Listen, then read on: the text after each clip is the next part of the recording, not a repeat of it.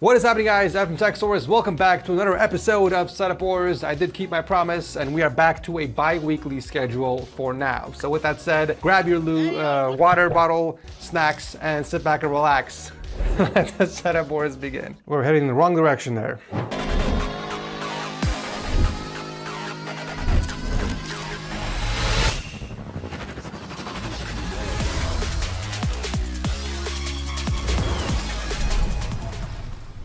A huge thank you to boot.dev for sponsoring today's video. You know what's funny? People will spend $3,000 on a gaming PC just to use it for Discord, YouTube, and gooning. Meanwhile, the same machine can literally teach them a six-figure skill. That's why I want to take a moment to talk about today's sponsor, boot.dev. Unlike your typical boring course, boot.dev is a gamified platform where you can level up, unlock achievements, and compete with other players while learning new skills. Now, before you ask, it's not gonna turn you into a real-life hacker man overnight. But if you feel lost getting into coding and back-end development space, like so many others, then this is the tool for you. I've recently been messing around with it myself, and I must say, they are really onto something here. Believe it or not, but they've actually found an addictive and fun way to learn new skills, such as Python, SQL, and Go. So check out the free demo by clicking my link below or by scanning the QR code on the screen, but make sure to use the code TechSource to get 25% off your first year from the annual plan. Now back to the video.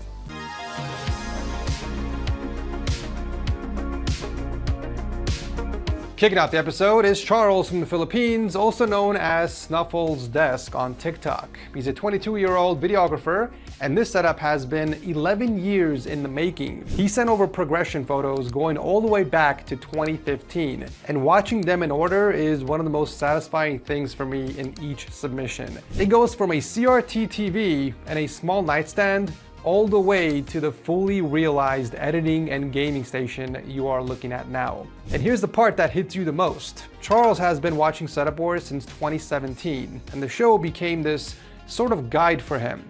He held off applying on all those years, watched how other people improved their spaces, and used that to plan his own. Then in 2023, he started a tech TikTok of his own, and that opened up the door to brand deals that pretty much funded the upgrade you see now. This is an amazing example of hard work, patience, and discipline leading to your dreams becoming reality. I love to see it. Looks like he's running triple displays, a 24-inch Philips monitor as the main, an 18.5-inch iProda off to the side in vertical mode, and a portable 14-inch display below the main one. While they're quite offset from each other, which would personally hurt my neck when I'm trying to look at the scene separately, it is a good choice for aesthetics. The reason I say this is because the distance between the monitors really works to have a cohesive view of it from all sides. And we have a symmetrical positioning of the speakers from both sides as well, despite, one of them being cut off by the monitor. One thing I noticed though is that the taskbar is visible on the vertical monitor only, and it's hidden on the primary. Does this mean the primary is actually the vertical? If you're watching this, I would like to know your reasoning. Let me know in the comment section. Moving on to peripherals, we got a Lebog High 86 keyboard paired with an Ajaz mouse and a fine mic setup with Edifier speakers and headphones. I love the personality and the matching colors in the room. The little figurines, the pegboard, the keys, the Gundam on that Japanese LED display stand, and that hand-painted couples frame for his and his girlfriend's anniversary. The PC matches the vibes really well. We have a Ryzen 7 5700X and a Zotac RTX 3060. A genuinely inspiring setup journey, Charles. Thank you for sharing this with us.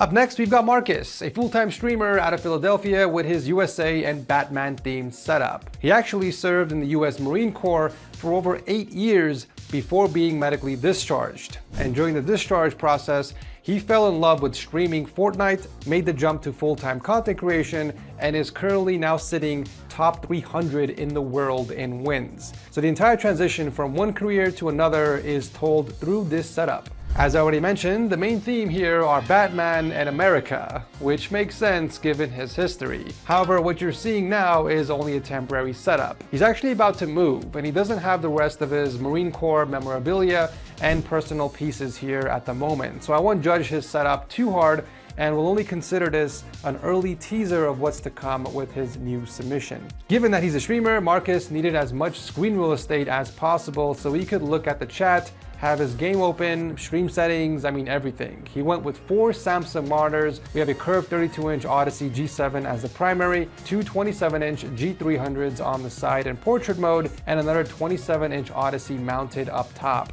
He doesn't have any desktop speakers as he mainly plays competitively, so he could position the monitors freely without having to think about leaving space for the audio devices. By the way, that mount holding up all 4 of your displays looks like it's on steroids. Like, how is that even possible? I would love to know how steady it is during heated gaming sessions. If you're watching this video, comment below. As streaming requires quite a lot of power, Marcus also got himself 2 PCs. We have an all-black gaming PC underneath the desk running a Ryzen 7 7800X 3D and RTX 4060 Ti. The streaming PC, which is on top of the desk, is the special one though. It was custom built for him, and it's a fully one-of-one sample with hand-brushed Marine Corps artwork painted directly onto the case by a real artist. While we don't have the full specs, the main components are a water-cooled Ryzen 7 5800X and RTX 3080 with a full custom loop. While the setup has a small footprint, having 2 full PCs and 4 monitors all running at the same time requires quite advanced cable management skills, and it's safe to say that Marcus here did a good job. He kept the wires off the ground and tied together all the way through. Given that the desk is also not sitting against the wall, it would have made stray cables even more noticeable. However, the backside looks better than anyone would expect. Can't wait to see your main setup submission whenever it's ready, Marcus. Thank you for your service and thank you for coming on the show.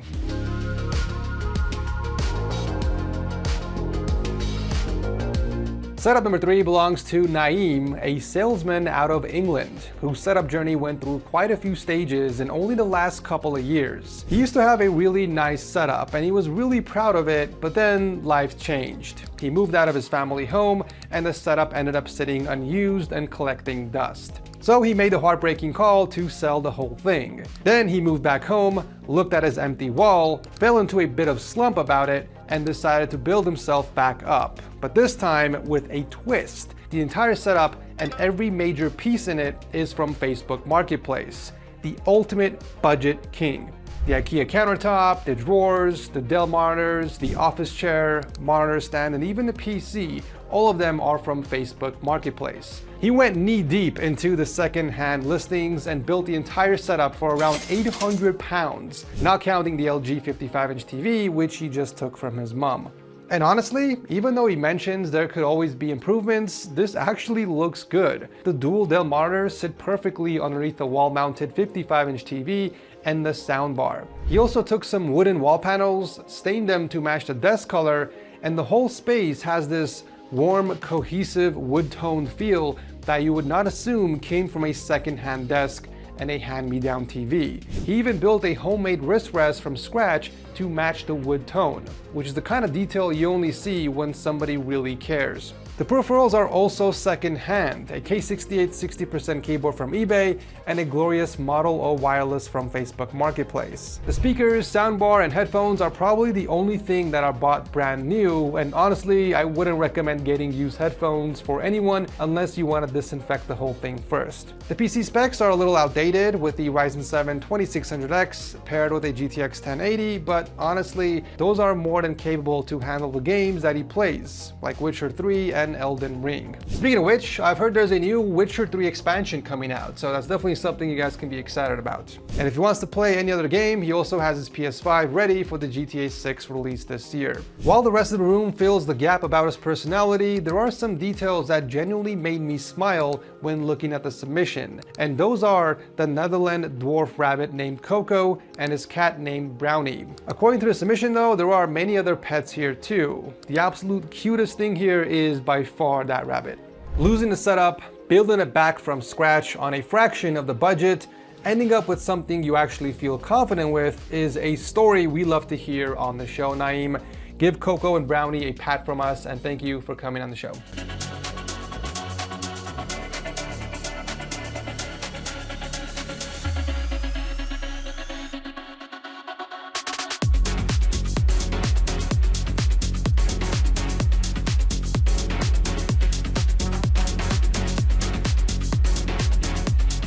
Now that is a setup intro, ladies and gents. It actually felt like one of my PC montages from YouTube. Very well made. This neon purple den is also from England, and it belongs to Petro, a 17-year-old college student that does photography and videography on the side. We also have a quad monitor layout here, just like Marcus, however all of them are in landscape mode. 3 HP 23-inch panels mounted side by side as the bottom row, and a curved Samsung ultrawide mounted above the trio. Aside from the minor gap between the stacked monitors, it's a layout that works well with the space he has. And I love that from all the characters he could have gone with, he went with Super Saiyan Rose Goku Black, which is my second favorite character in all of Dragon Ball universe, the first being my boy Jiren, of course. Man, I miss my Dragon Ball figurines. I'll have to bring that back in the new place.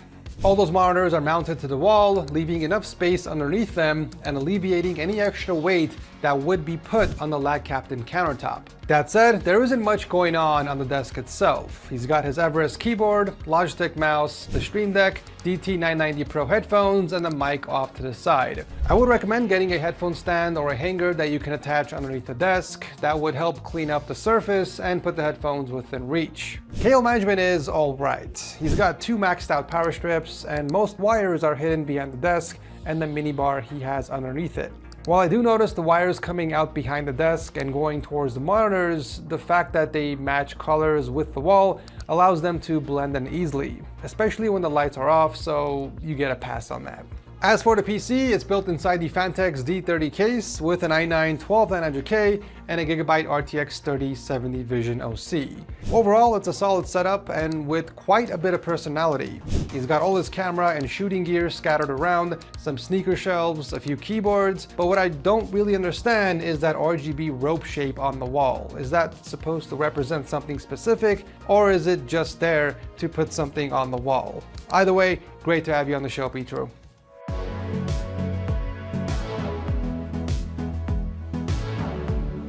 Last but not least, we have Roberto from Croatia. Roberto has actually been on the show in the past, more specifically in episode 291.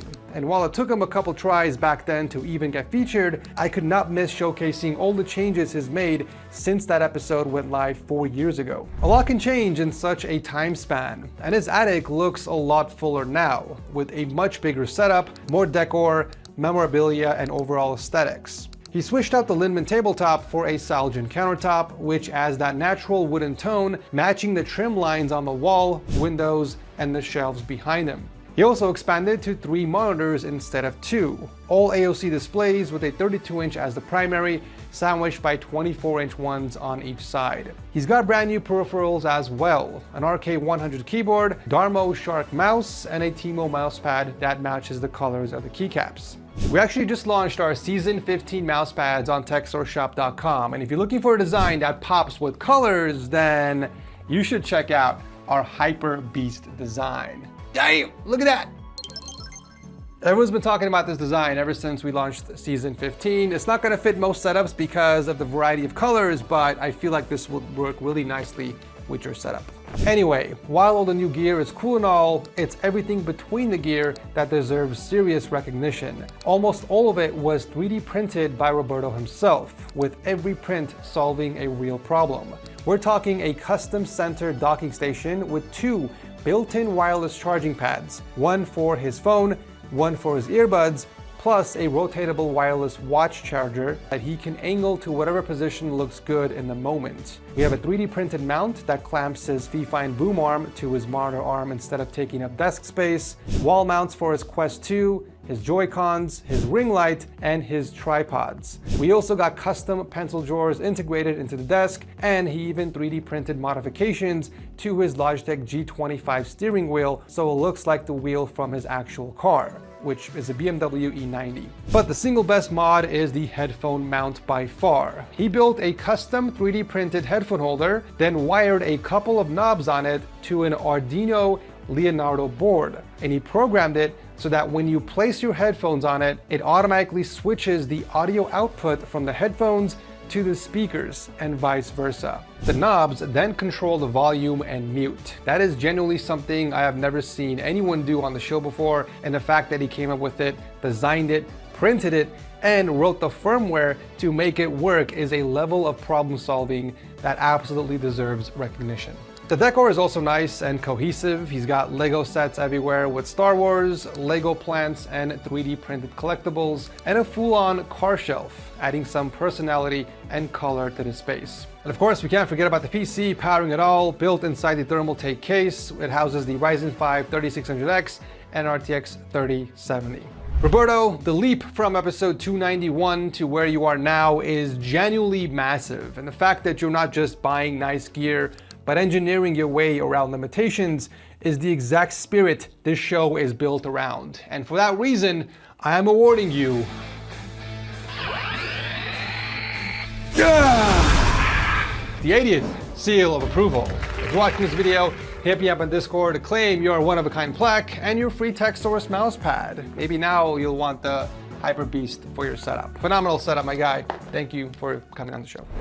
Unfortunately, that wraps up this episode of Setup Wars. Do let me know in the comment section which of these setups was your favorite. If you guys are still enjoying the show even after 10 years, let me know by smacking that like before you head out. Thanks for watching.